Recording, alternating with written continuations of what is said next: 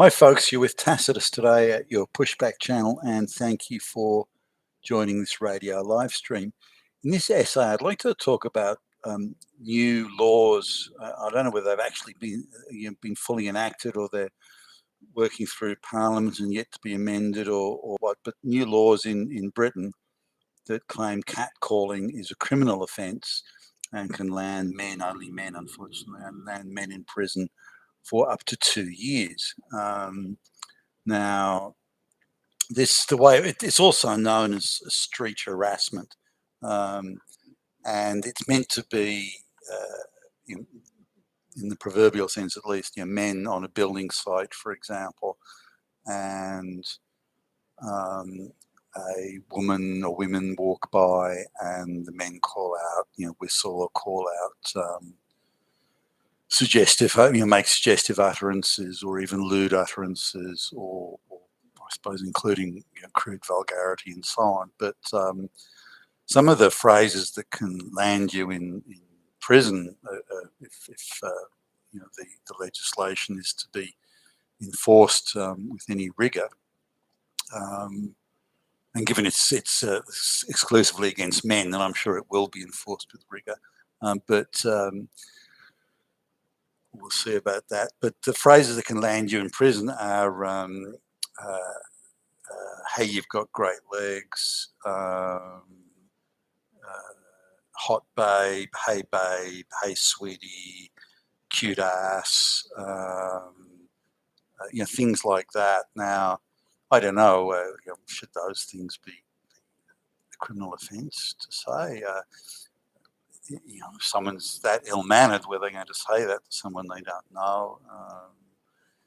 Now, there are a couple of different scenarios. One is where men will make those sort of utterances to a woman they believe to be beaten within an inch of her life by the ugly stick. And so they're saying it, if you like, ironically. The woman is, in their view at least, super ugly, so they're going to make a suggestion saying that she's actually really hot babe, and a hot babe actually is another one that can land you in prison. But or the girls jogging by in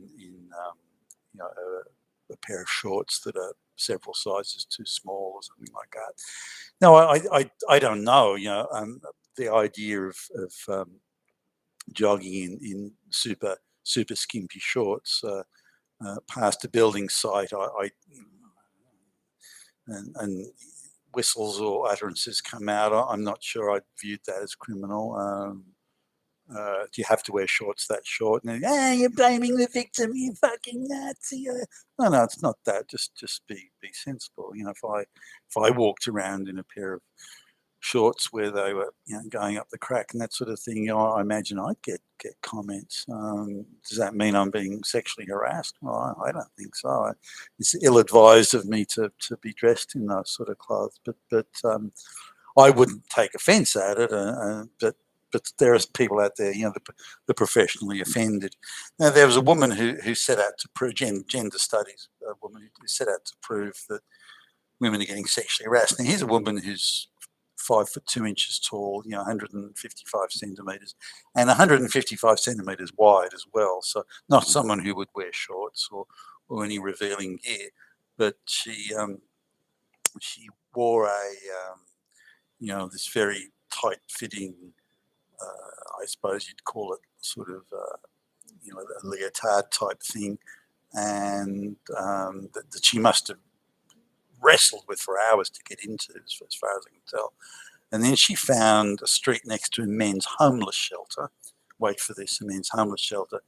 And in the leotard, walked up and down several times until one of the old toothless winos called out, "Hey, babe, hot piece of ass," or something like that, or words to that effect.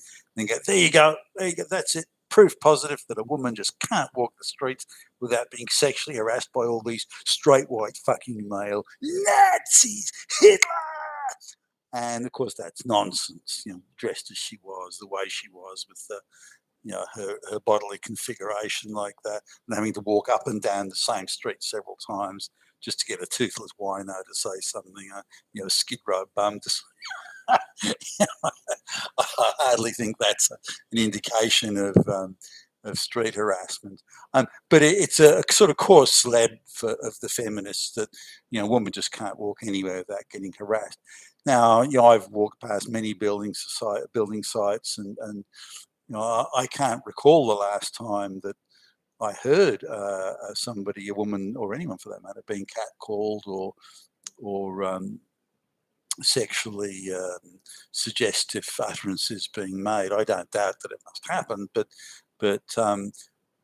yeah, I can't remember the last time that I heard it or heard one or any. I mean, it must have been sort of when I was a young man. It must be that long ago. Now, I've been to third world countries doing business, and there are young men going past on their mopeds and that sort of thing, and they call out, especially in areas, say third world countries where I speak some of the local language, they come out with some very unflattering utterances to women, suggesting that they're ladies of the night and that sort of thing. And some of the acts that they probably engage in, or such as the claim. So from my perspective, at least, the people that would be making these utterances, if indeed they're happening at all, I don't doubt they must somewhere, then I would suggest they're recent migrants coming to the West from third world countries, particularly countries where their religious practices may prohibit women wearing shorts and things like that. Or engaging in wearing sports uniforms, whether it's to be track and field events or netball or basketball or volleyball, something like that. So, but that's not permissible. So we've got an interesting collision here, where the laws are, in fact, some claim, designed to control the behaviour of third world immigrant men that are coming to the West, in this case Britain. But that can't be said, because to say that, or to make that clear, would be racist. So they have to do advertising campaigns where the only people that do these evil, bad things are straight white males, and that the other men that stop these evil white fascist fucking Nazis from their misbehaviour, they're all black and brown men. So the black and brown men are the refined, urbane, educated, well-dressed. They're not misogynists. It's only those damn fucking white fucking fascist Nazis. They're the misogynists. And the black and Islamic people, men, have to stop the white men from behaving badly like that. I mean, that's it. Just like it is in real life. So you've got these insane contradictions of where laws are introduced to control one group of men, but the advertising suggests it's a completely different group of men that are causing the problem. So it makes you wonder about how can you protect, how can you deal with misogyny, this huge issue, this massive issue, and at the same time not be racist. And one of the contradictions of our times, I would suggest. But just looking at the statistics here, and these are the lies that are put out. Every time the Western government wants to create a new law, they have these studies that then flood the media with justification type things, so that the politicians can say, well, look, it's an emergency, it's a crisis, we have to do something, we have to act on behalf of the people. These spineless, limp-wristed little fucks who won't stand up or query the globalists at all. Just down on their hands and knees, gobbling the globalists for all their work. When it comes to, we had to protect women against those misogynist Nazis. So here's one poll or one study, I think it is. 28% of English women claim that men have exposed their genitals to these women, allegedly erect genitals, but without the woman's permission. This is supposed to be publicly or in the street, not in an intimate situation. Here was the early 28%. So more than 1 in 4 women claim to have been had men's genitals shown. Now, I just don't believe that. I think that's an absolute lie. But anyway, 62% of women claim just in the last 12 months that they've been catcalled on the street with, in some cases quite lewd utterances is the claim, but other things such as, hey babe, great legs or something. Like, if I was a woman and someone said I had a cute ass, whatever, I'm not sure I'd take that as offensive. But anyway, 62% claim have been catcalled and that they've had suicidal thoughts as a consequence. And 43% of women claimed, again over the last 12 months, that they've been groped, as in, had their ass grabbed or something. They've been groped without invitation by by another person. I don't know whether that's in a work environment they're claiming or just on the street. I mean, are they walking in the shopping centre and men just run up and grab their ass? I don't know. That's not explained there. But these are the claims. And I think that's I don't believe a word of that. But these are the sort of things that the politicians are using as justification for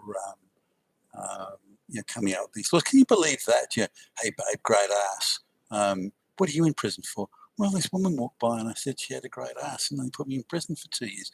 Oh, gee, I held up a store with a shotgun, and I bashed up the storekeeper, and I only got 6 months. You can sort of imagine those sort of conversations going on in the prison yard. But there you go. You've been with Tacitus today, your pushback channel. Thank you for listening.